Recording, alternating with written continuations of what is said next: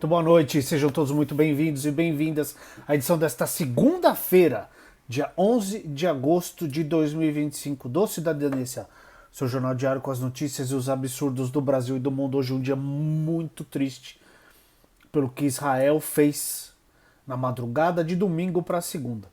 Mas isso eu vou trazer num vídeo separado, porque a gente precisa fazer barulho com o que Israel está fazendo lá na Palestina. Mas hoje eu vou falar da entrevista que o Haddad deu na Globo News. Vou falar de uma deputada que tá entrando com um negócio aqui para lei Magnitsky não valer no Brasil. Muito bom. PT acionando a PGR contra aquele bando de vagabundo que sequestrou o Congresso.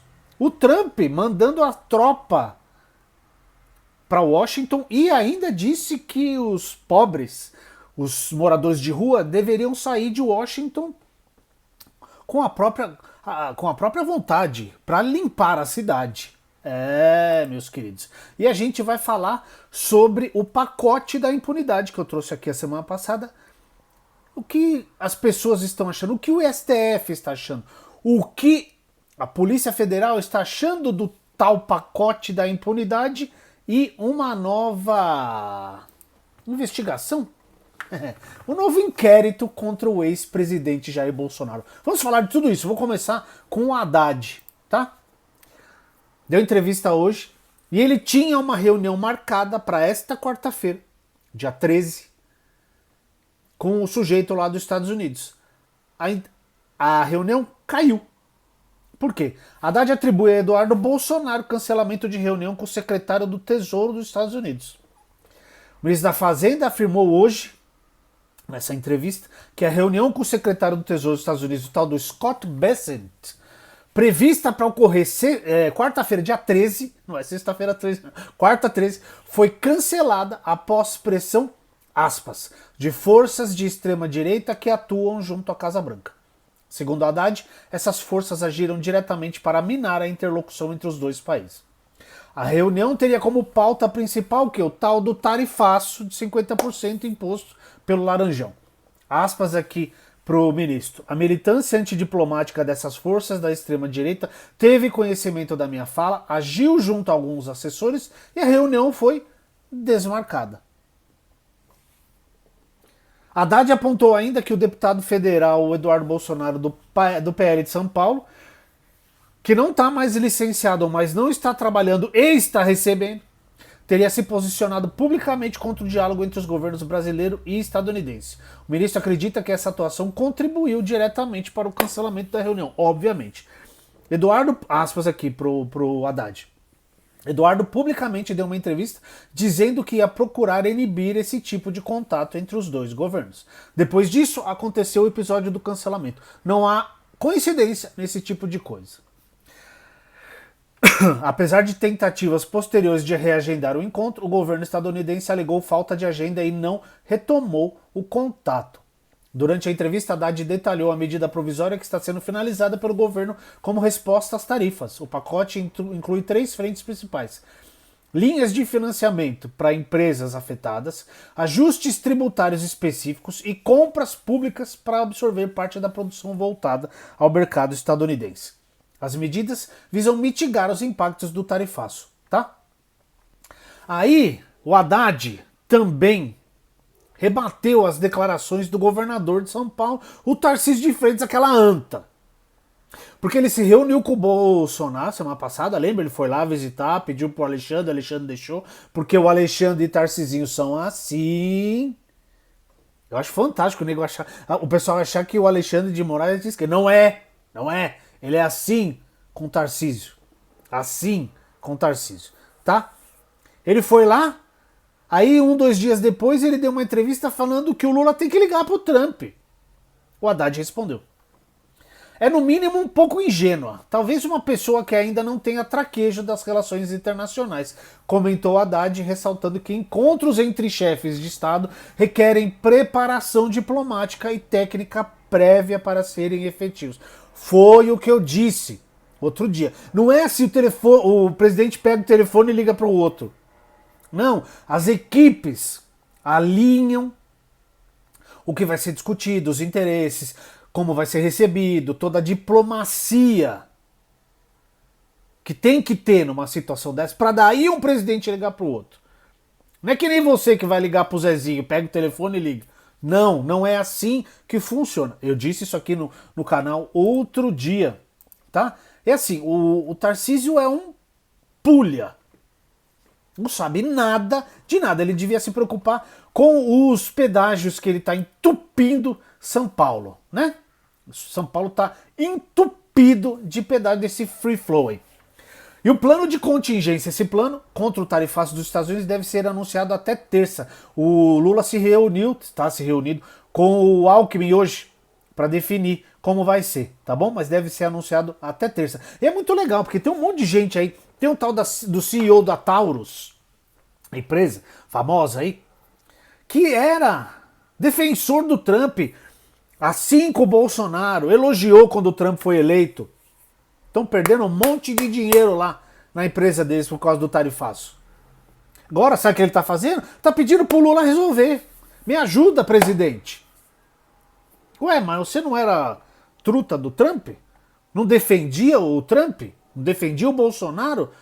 Eu fico com pena, de verdade, dos funcionários. Porque é nos funcionários que vai estourar. Porque a gente sabe muito bem, empresário não perde dinheiro. Empresário tira o funcionário para ele não perder. É assim que funciona. Todo mundo sabe disso, né?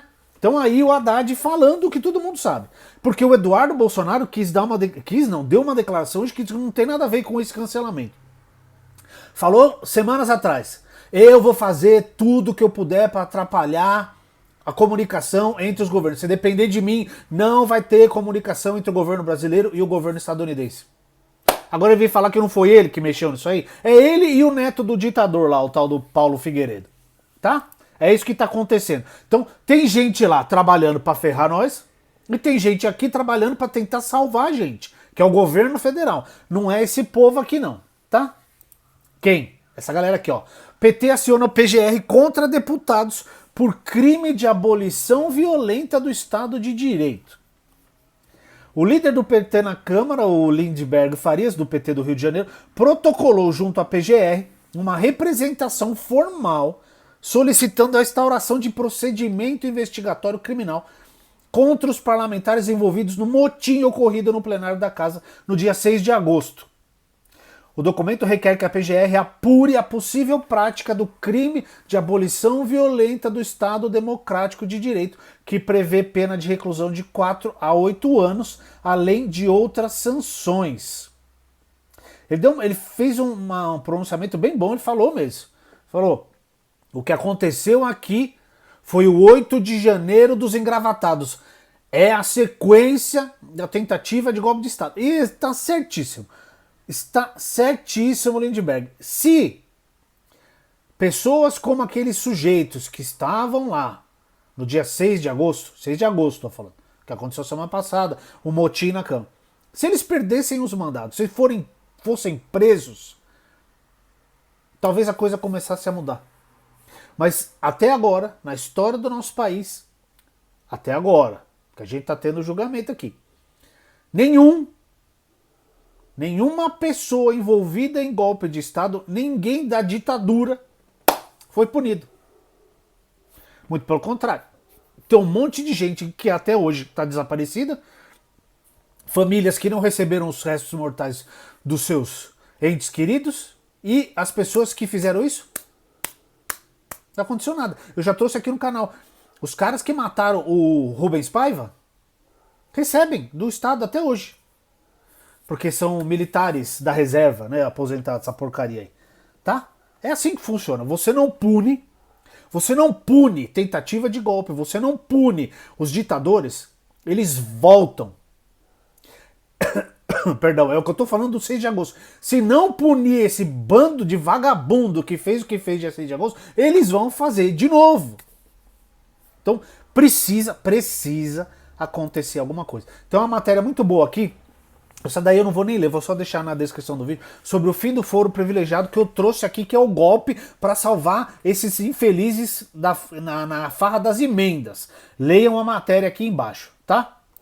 Porque é basicamente o que eu falei a semana passada. que esse negócio do foro privilegiado é só uma maneira de fugir do STF.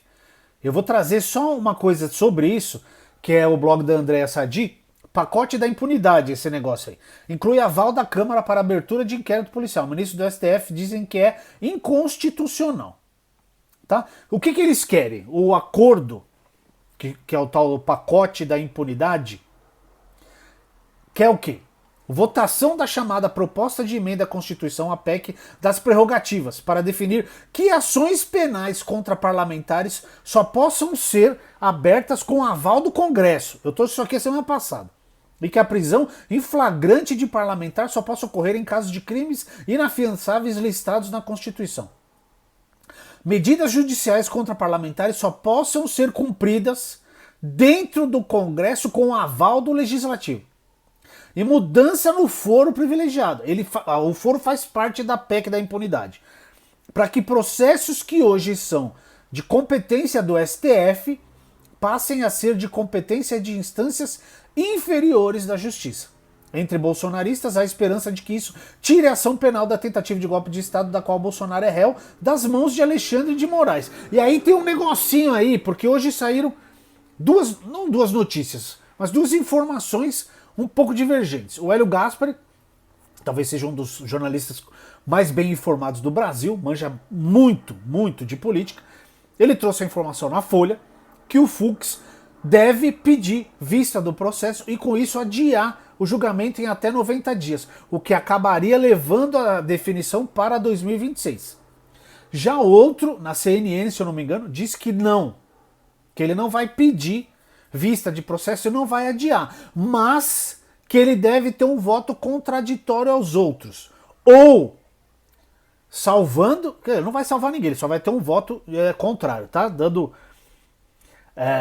Inocentando o Bolsonaro e o resto lá, alguns deles, ou dando uma pena menor do que os outros ministros. Então, vamos ver, né, o que acontece. Porque esse negócio do Fux pode estar junto com esse negócio do PEC da impunidade aqui, que se joga para o ano que vem, talvez beneficie o Bolsonaro. Mas vamos ficar de olho. Agora, ministros do STF dizem que a proposta é uma aberração. Tá? A proposta já chegou a ministro do STF e é vista por membros da corte como uma aberração, além de inconstitucional. Na Polícia Federal, a medida é vista como forma de asfixiar o trabalho de investigadores, como é praxe da extrema-direita. O Bolsonaro fez isso, eles sempre fazem isso, né? Deputados do PL ouvidos pelo blog aqui da Sadi afirmam que Mota não terá saída a não ser pautar o pacote e que a anistia será o passo seguinte. Perguntado pelo blog se o pacote será aprovado rápido, uma liderança do PL afirmou que o timing é agora. E deve ser rápido. Votação fast food, disse o sujeito, ou sujeita, não sei.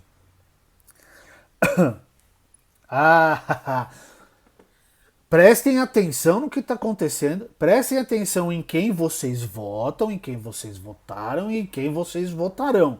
Isso é muito importante, prestem atenção. Será que o sujeito em quem você votou está defendendo essa palhaçada do PEC da impunidade? Como é que vai ser? De que lado ele está? Você sabe? Tem que saber, você tem que saber em quem você votou. É muito importante, não é só presidente, governador e prefeito que interessa. O resto é muito, muito importante. Aqui ainda Brasil, ó. Deputado apresenta projeto para tornar lei Magnitsky sem efeito no Brasil.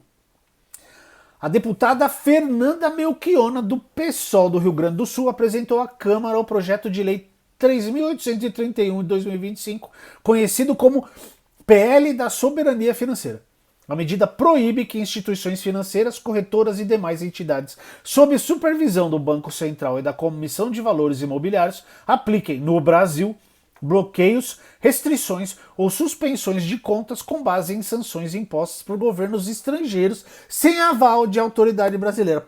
Perfeito! O texto determina que é nula no território nacional, aspas, qualquer comunicação, bloqueio, restrição ou encerramento de contas de clientes, residentes ou não, com fundamento em sanções impostas por governos ou autoridades estrangeiras sem a devida homologação por autoridade brasileira competente. A iniciativa foi motivada pela ação Magnitsky para cima do Alexandre e que eles já estão ameaçando ir para outras pessoas, né? Então, a matéria completa está aqui na descrição do vídeo, tá bom?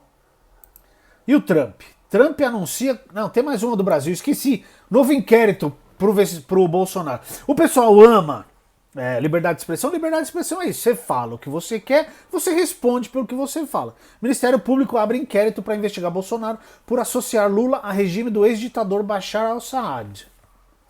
O Ministério Público do Distrito Federal pediu à Polícia Civil para abrir um inquérito contra o Jair Bolsonaro, do Partido dos Larápios, para apurar se o ex-presidente cometeu crime contra a honra do presidente Luiz Inácio Lula da Silva por associá-lo a violações de direitos humanos. Direitos humanos. Eu não vou falar mais nada, tá bom? A suspeita é que Bolsonaro tenha publicado em um aplicativo de mensagens uma imagem que vincula o presidente Lula ao regime de Bashar al-Assad, ex-ditador da Síria, associando a execuções de pessoas LGBTQIA+.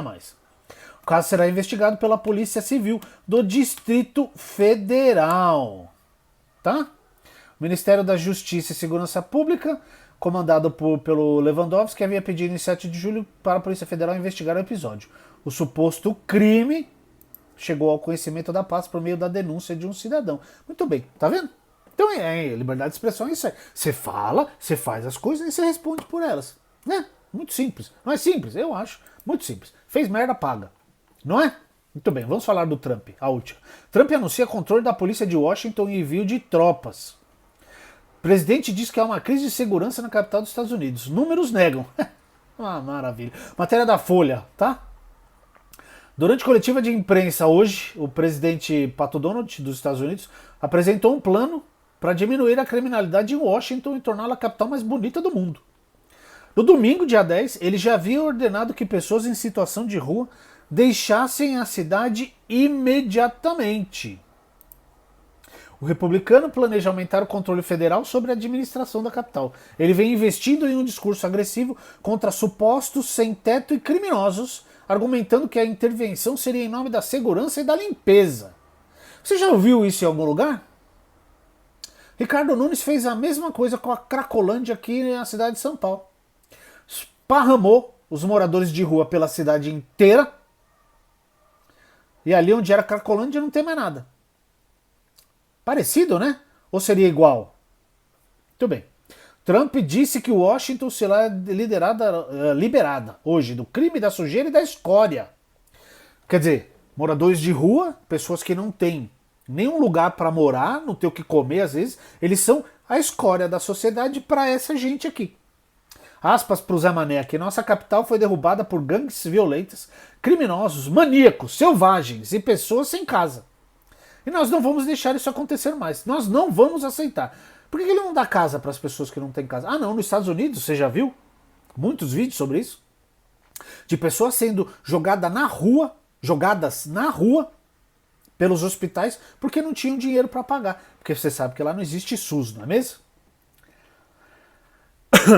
Ele anunciou que vai enviar centenas de soldados da Guarda Nacional para o município. Estou lançando a Guarda Nacional para ajudar a restabelecer a ordem do direito de segurança pública em Washington. E eles serão permitidos a fazer o seu trabalho corretamente. A prefeita lá não gostou nada disso não, viu? Não gostou nada. A prefeita democrata Muriel Bowser. A cidade é governada por um prefeito e um conselho local, mas permanece sob significativo controle federal porque é a capital dos Estados Unidos, né? Trump chamou Bowser de uma boa pessoa que tentou resolver a situação, mas que falhou. Ela, por sua vez, rebateu as afirmações do presidente, dizendo que a cidade não está passando por um pico de criminalidade. A criminalidade está em queda em Washington. Aqui, ó. Ao contrário do que afirmou o presidente, a criminalidade no local caiu. O departamento de polícia da cidade afirma que os crimes violentos diminuíram 26% em Washington nos primeiros 7 meses de 2025, em comparação com o ano passado, enquanto os crimes em geral diminuíram cerca de 7%. O movimento da sociedade civil reagiu contra a interferência. Nós não sabemos o que os planos são, mas ninguém pediu por isso, argumentou o site do movimento Free DC, que convocou o protesto para segunda. E aí ele vai mandar a polícia, vai mandar o exército, vai descer o cacete nas pessoas, porque eles querem, né? Eles são o país da liberdade, desde que a liberdade seja o que ele está falando, né? Você tem que concordar com o que ele fala, tá? Então, por hoje é isso. Eu vou fazer um outro vídeo para falar dos jornalistas que Israel matou.